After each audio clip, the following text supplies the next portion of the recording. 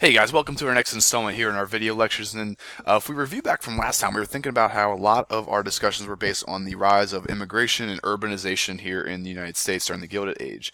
Today, though, we're going to kind of transition and focus more on what politics are taking place and what problems of government we're facing during this time period.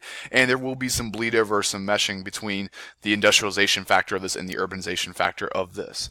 So if we look here at the political cartoon, we try to think about what is the gist here of the cartoon. And we look here, we have some big fat guys here in the background. If you look here what their label, we have ones of Standard Oil, copper trusts, steel trusts, and then we have your, what we could say, senators sitting here in the seats below them, in the pews below. And the idea here that we'll talk about again in class is that these guys are influencing them, right? That they have more power than the Senate, and that these guys are really kind of more swaying legislation or swaying government to fill their own pockets. And there's a lot of business corruption taking place between that of the government and of the businesses. So that's what we're going to kind of take a look at today, is how that corruption is kind of facing in the Gilded Age. This is a cartoon does the same thing here, looking at someone like a Rockefeller who is really kind of inspecting that of the White House and also having the Capitol building where the legislature meets, and you can see here the factory smoke coming out of it, kind of showing that their support of the factory system of the coal mining systems as well. So we would definitely say the Gilded Age was an era of political corruption, whether on the federal or state or local levels. And we can start that. We've already kind of briefly mentioned during Reconstruction that of Ulysses Grant, the President Grant. We'll talk about his corruption, not him personally, but of his cabinet as his executive branch as well. And then also getting to different state examples and local level examples in larger cities. A lot of these city governments, and imagine because you have so much power and you have so much sway in these larger cities, because you have so many more factories and so many more workers, a lot of these city governments are run by what we would call political machines. And we want to make sure that you understand this word political machines. These machines are led by led by powerful boss who control a network of politicians. So it could have been almost think of it almost like a gang or a mob boss who is using corruption, using money tactics to kind of sway political opinions. And machine politicians are going to rally citizens, especially for immigrants, to go vote for them by offering certain services. So you see a lot of politicians who are just, and this is true even today, who pander to the population of their district, who pander to the people who will vote for them because they will tell them what they want to hear. This idea of populism that we're going to get into in class as well, where you want to become popular, you will say whatever it takes to become popular and to be voted for, rather than maybe telling people what they don't want to hear but what they should hear. They will really kind of make sure that they get themselves elected and stay elected by offering them goods and offering them things that sometimes they can't promise. And because these politicians in large cities had the ability to access jobs, like business licenses, building projects, they tended to become corrupt.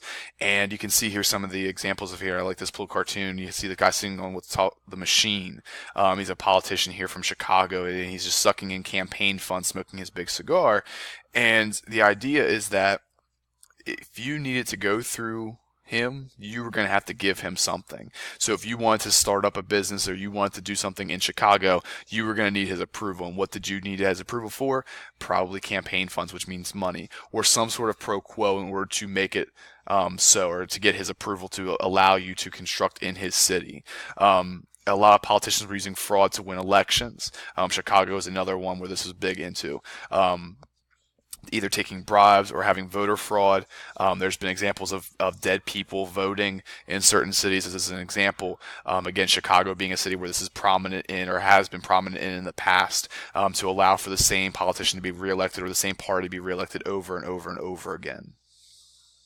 And another example of these fraud elections or voter intimidation, we've already talked about how in the South that the Democrat Party would pressure slaves to vote for them even though they did not want to, via violence or even just black codes to limit their vote to allow for the Democrats to be continually elected. The same is happening in large urban cities as well, and oftentimes factory owners or these large machine politicians who had control of factory workers who would oftentimes force them to vote for whoever they wanted to, and if they found that you had voted for somebody else, you would be fired. And this oftentimes these ballots were not allowed to be secret, and oftentimes if you're working for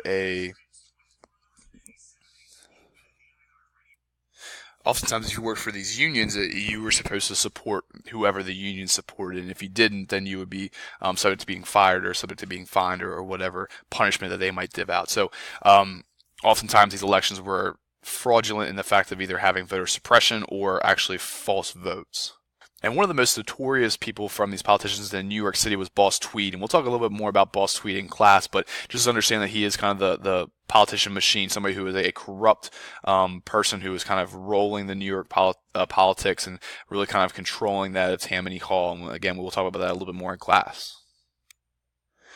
So from this as well, we talked to if they remember back to like the times of Andrew Jackson in our period 4 unit, we talked about a term called the spoil system, where essentially that people were basically being hired for jobs that they were not qualified for, as kind of a loyalty oath or kind of a pro quo for helping out in the campaign.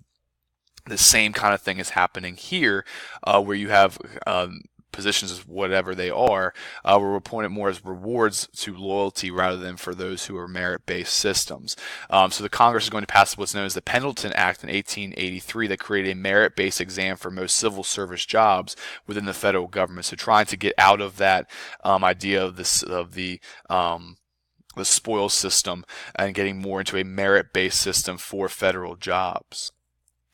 So again, we'll get into this a little more in class. We'll spend a day kind of talking about the politics of the Gilded Age, but it's important to keep in mind these are some of the least prominent or least popularized presidents of our history, and a lot of that is because many people kind of viewed the president as a very powerless position at this time period. The federal government did not have as much power, and that the true people who had the power in society were the likes of these business leaders like the Carnegies, like the Morgans and Rockefellers, who have so much sway over the federal government from their businesses. And Grant was one of those that was kind of seen as one of the most important presidents. He kind of oversaw both Reconstruction and in the Gilded Age in his presidency. But what Grant is most known for is not just so much as kind of helping to kind of move along Reconstruction, but it was also that his cabinet and his executive branch was riddled with corruptions, whether being through credit and railroad companies, where they basically would give land grants to those who involved bribes from there, or the whiskey ring, which they allowed for whiskey companies to basically not pay taxes, so they were being bribed through there.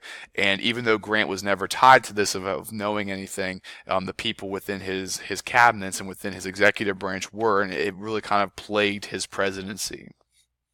So now we're going to shift topics a little bit, and we're going to get into also what is happening entertainment-wise, or what is happening for the modern average middle-class American during this time period. And because of the delegations between that of businesses and of that of the